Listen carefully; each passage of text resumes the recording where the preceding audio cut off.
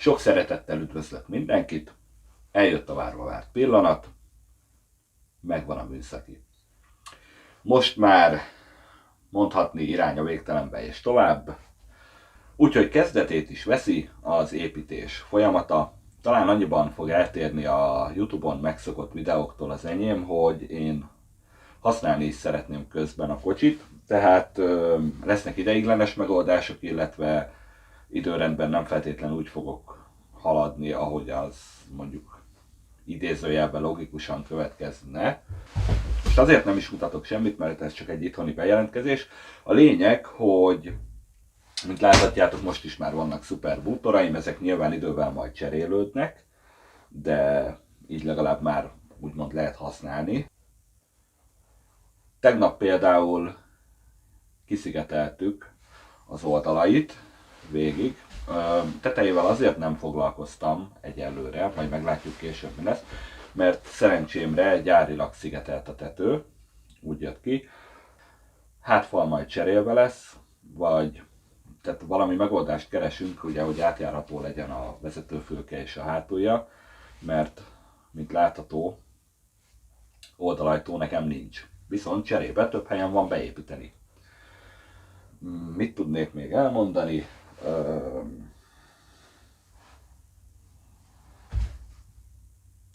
Szóval a szigetelés, igen.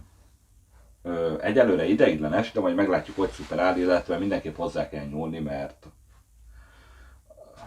nehogy később gond legyen belőle. Egy rövid videó készült róla, azt bevágom most.